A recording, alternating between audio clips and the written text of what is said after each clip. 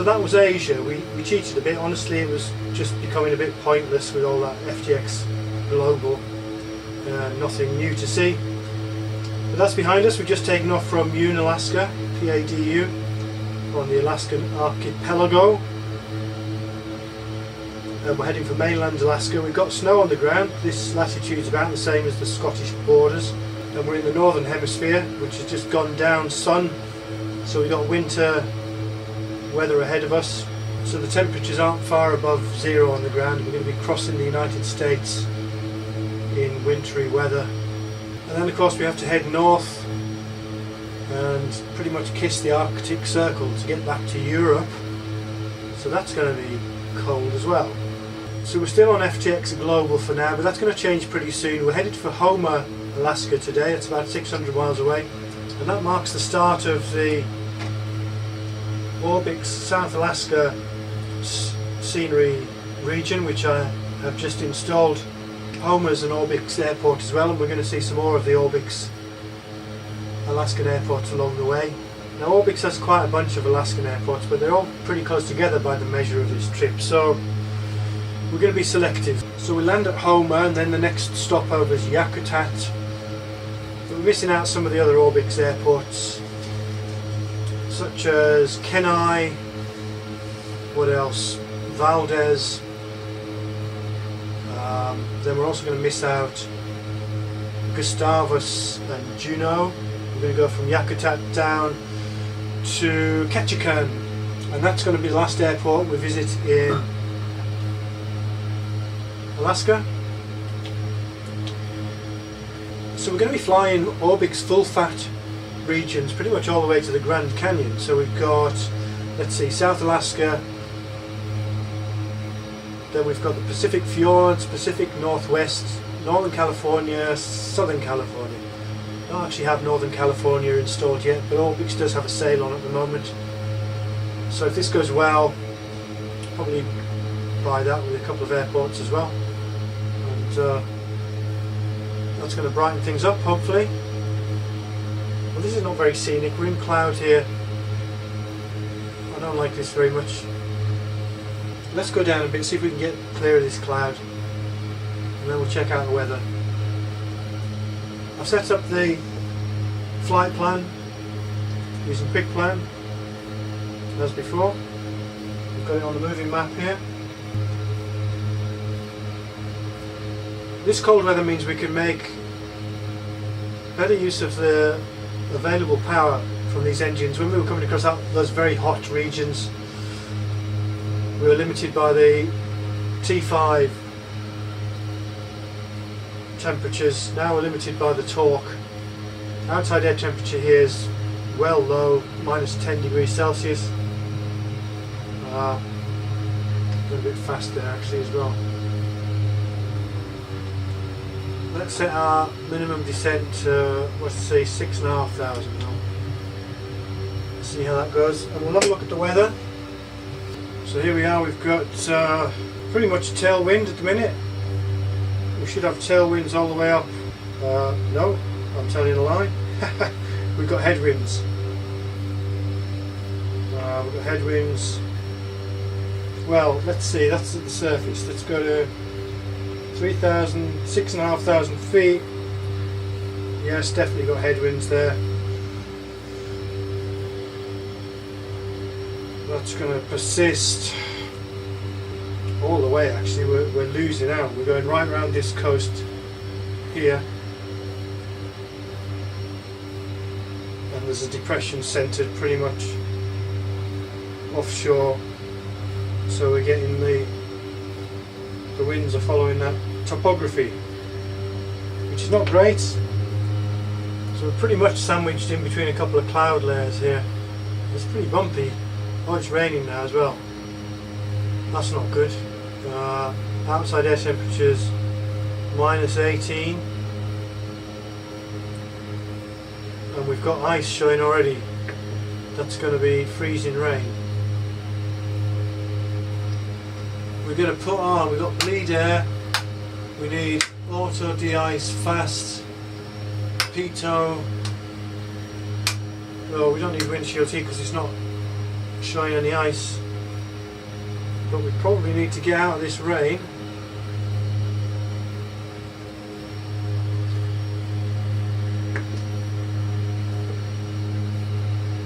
Which we're going to do by descending. Hopefully that's going to... Or if we try and get above the rain, that might help, but we haven't got a lot of headroom. Don't forget we've got a ceiling of about 10,000 feet really in the Twin Otter without oxygen. If the worst comes to the worst, we'll pretend we've got oxygen. If this ice keeps up, we're gonna be screwed actually. We are getting some windshield ice, so we need to put the heat on as well.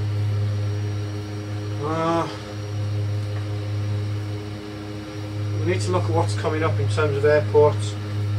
We should have an airport dead ahead at the next island. Well, not dead ahead, it's on the left, off to the left.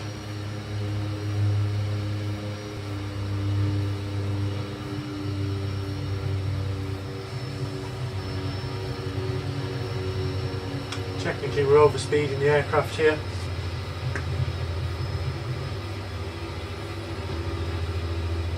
We're still in that rain.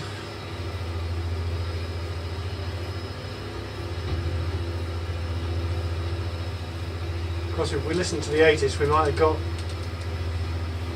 some info about that. Alpha Charlie Sierra Airport information. Golf 1440 Zulu. Weather wind 013 at 15. Visibility 10. Sky condition 3000. Scattered ceiling 14,700. Overcast. Light rain. Temperature 4. Dew point -3. Altimeter 2914. Advise on initial contact. You have information. Golf Papa Alpha Charlie. What's ahead? PAKF. Well, the ice doesn't seem to get any worse. The indicator's still there. Freezing rain, we can't shed that other than by getting into warmer air. If we get to the surface, that's pretty much, I think, just above zero, maybe 5 degrees. Oh, we've gone critical now. Let's divert to that EACS.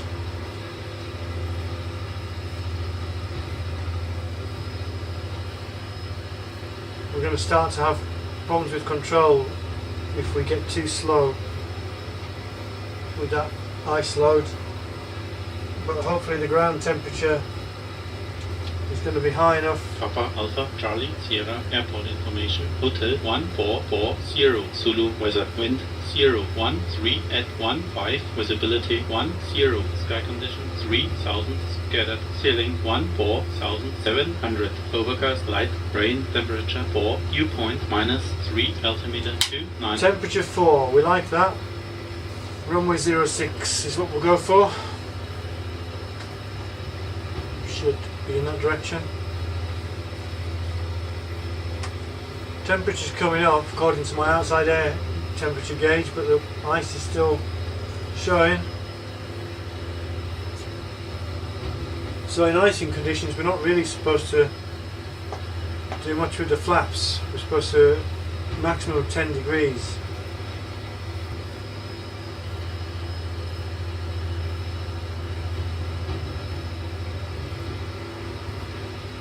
There we go. We've got a minor ice indication now, which means we've shed enough of that ice that the controls are not going to be screwed up.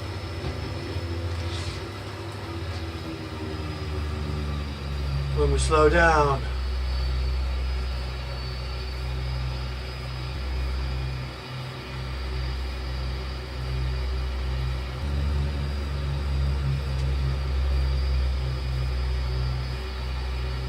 Come on. Okay, straight on reverse. Well, we're on the ground, it's still raining, but we've shed that ice load. I think the only solution for now, and I've restored the flight plan. So I think we'll just take off, keep it very low, as long as we're visual, and see if we can just get out of this rain, because that's really going to mess us up.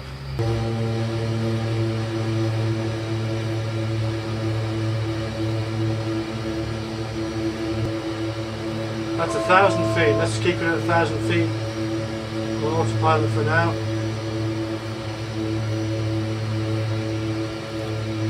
We're going to have to pick our way through those hills though.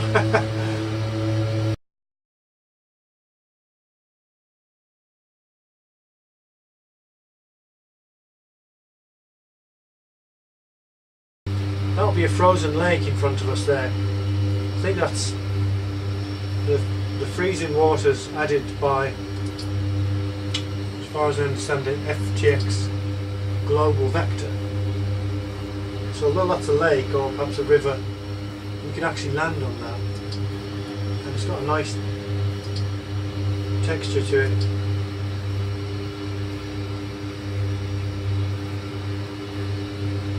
So we don't want to be too hard on FTX Global. It's a good product. It's you know, the textures are far and away, as default textures go, better than what comes with FSX. You know, so it's unquestionably worth the purchase. But as we've seen for long haul flights, you know, the cracks begin to show because we can see the sort of sameness of the textures. I'm doing these adjustments manually with what would be the pitch and turn panel, which on the Twin Otter is here. There's a thumb wheel and a dial. I've got those implemented on my panel as these. This sort of star-shaped cluster of buttons. We've got the yaw damper in the middle. That should be on actually. So we're fairly clear of terrain now. We could, just when we get past this couple of peaks, we'll go back onto nav hold, and then we should descend again. We're at 2,300 feet now.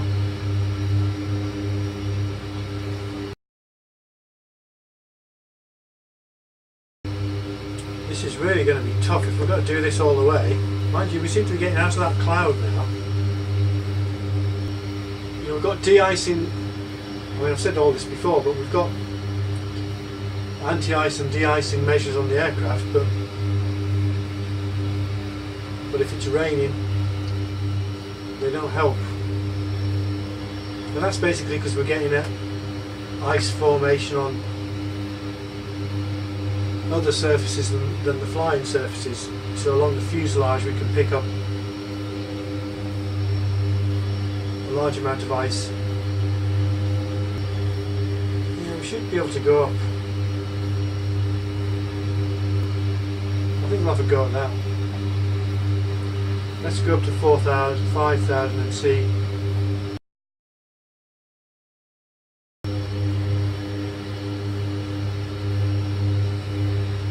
That's kind of picturesque. An overcast with some peaks poking up through.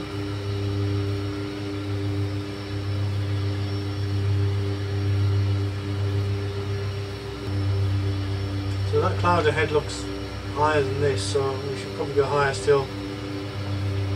Let's take it up to 8. Well, we're picking up ice again. We were in some cloud for a while. We're at 10,000 feet now. Can't see any precipitation, but there may have been some. Well, actually no, we have got precipitation now, so that's bad news. We're getting some windshield ice as well. Outside air temperatures -10. We've either got to go up or down. Let's go up. Let's pretend we've got oxygen.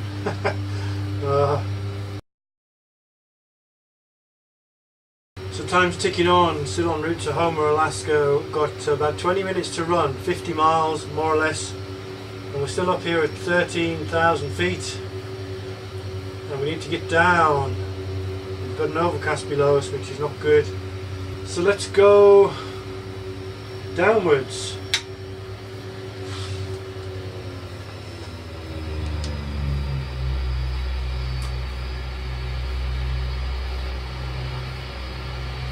We want to have everything on in terms of ice protection. We've got auto boots, fast, pitot, prop,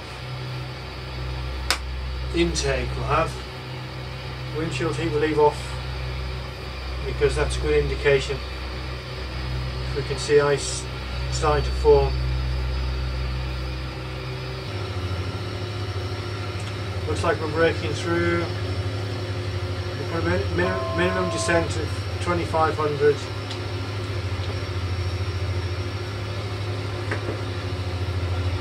We're losing the light as well. So we're creeping in at 800 feet indicated. 26 miles to go.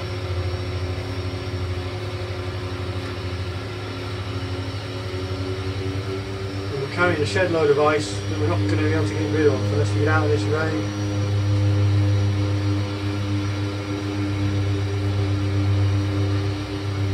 We might not even be able to land here. We can't get rid of this ice.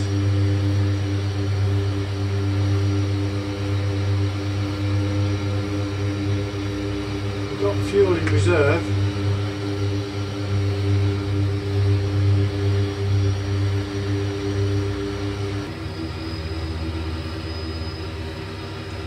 Alright, let's come off autopilot.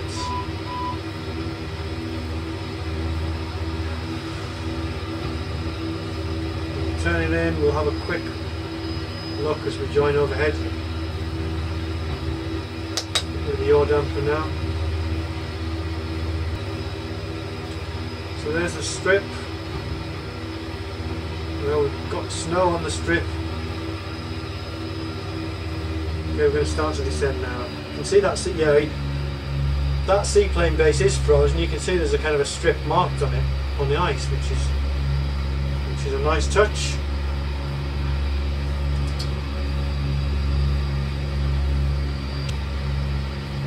Oh, we've got traffic coming in as well.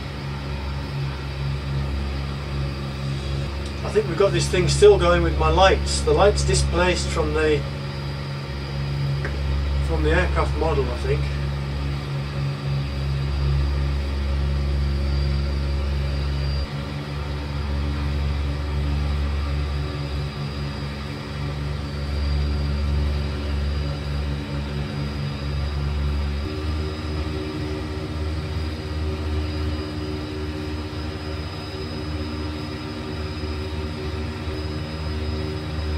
Well, it would have been nice if we'd arrived in the daylight so we could have seen it a little bit more clearly. Well, there's a nice beacon there with a lighting effect. That guy's just clearing the runway. Looks like a jet. Oh, those trees are close.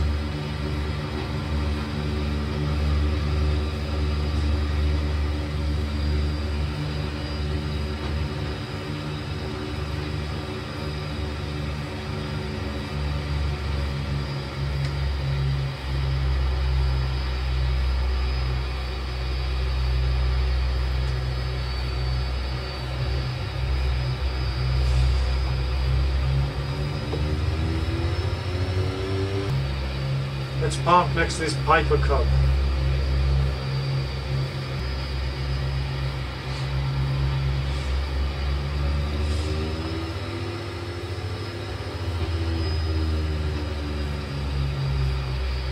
That'll do nicely.